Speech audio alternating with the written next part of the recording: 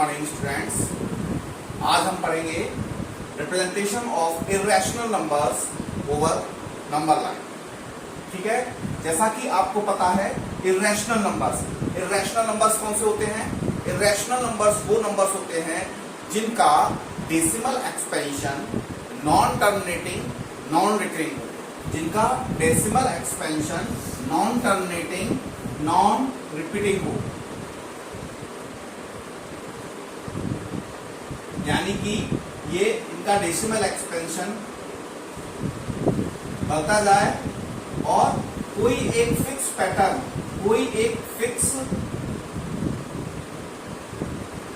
कोई एक कॉम्बिनेशन खुद को बार बार रिपीट ना करे। इस तरह के नंबर्स का रिप्रेजेंटेशन हम नंबर लाइन पर किस तरह से करेंगे? जैसे for example if question is there represent √3 over number line. √3 को अगर आपको नंबर लाइन पर रिप्रेजेंट करने के लिए कहा जाए तो किस तरह से करना है? इसके लिए देखिए, सबसे पहले हम नंबर लाइन ड्रॉ करेंगे 0 1 2। ठीक है, इसमें √3 को रिप्रेजेंट करने के लिए सबसे पहले हमको करना ये होगा कि हम यहां पर कंपास लेंगे।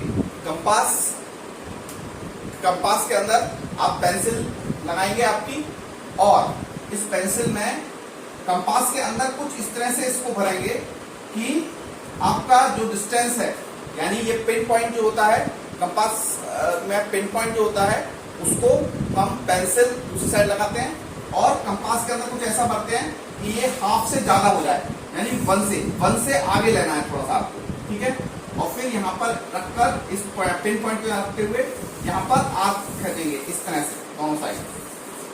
ठीक है, सिमिलरली 2 पर रखेंगे फिर आकर, और फिर से आर्क खींचेंगे। Then you will find that these arc will cut each other. इन दोनों आर्क को कट करने वाले पॉइंट्स को अगर आप मैच करेंगे, मिला देंगे, देन ये यहां पर 90 डिग्री की एक परपेंडिकुलर लाइन ड्रॉ हो जाएगी। ठीक है, इस लाइन में आप यूनिट लेंथ, यानी जितना लेंथ आपने ये लिया था उतना ही लेंथ यहां से यहां लेंगे, और इसके बाद इन दोनों पॉइंट को, 0 को और इस पॉइंट को मिला देंगे। सबसे पहले हमने क्या किया, कंपास लिया, कंपास के अंदर जो डिस्टेंस है वो 1 से थोड़ी सी ज्यादा भरी, और इसके बाद हमने आर्क लगाया ऊपर और नीचे। फिर हम 2 पर गए और 2 से भी हमने आर्क लगाया। ये दोनों आर्क, पहले वाला और ये कटिंग पॉइंट बनेंगे। इन दोनों कटिंग पॉइंट को आप मिलाओगे तो ये आपकी नंबर लाइन के ऊपर ठीक परपेंडिकुलर लाइन ड्रॉ होगी। इस परपेंडिकुलर लाइन पे आप उतना ही लेंथ लेंगे जितना ये लेंथ है स्केल की मदद से, और फिर 0 से इस पॉइंट बनाएंगे।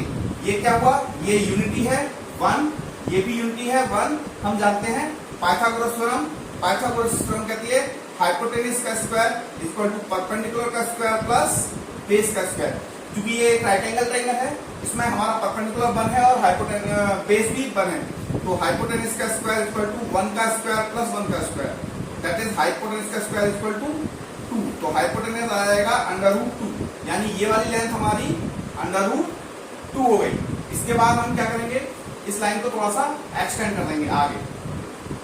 फिर अगेन कंपास लेंगे और इस डिस्टेंस से ज्यादा डिस्टेंस लेंगे, ये यहां से यहां तक की जो डिस्टेंस है उससे ज्यादा डिस्टेंस लेंगे, और फिर अगेन आर्क लगाएंगे यहां पर और यहां पर, और जितना ये डिस्टेंस था स्केल से नाप के उतना ही डिस्टेंस पर पॉइंट लेंगे और वहां से अगेन आर्क लगाएंगे दोबारा, और इन दोनों आर्क को मिलाएंगे तो अगेन ये लाइन खींचेगी जो इस लाइन के ऊपर परपेंडिकुलर होगी। यहाँ पर अगेन इतनी 1 लेंथ की लेंथ पर मार्क लगाएंगे और इसको 0 से जोड़ेंगे। अगेन ये एक राइट एंगल ट्रायंगल बन गया, इसमें ये लेंथ 1 है और ये बेस √2 है। अगेन जब आप पाइथागोरस थ्योरम से जाएंगे तो ये हो जाएगा √2 का होल स्क्वायर प्लस 1 का स्क्वायर, विच विल कम √3। इसके बाद कंपास को यहाँ रखते हुए पेंसिल यहाँ रखेंगे और इसको इस नंबर लाइन के ऊपर टच करेंगे। This will be representation of √3 over number line. Thank you.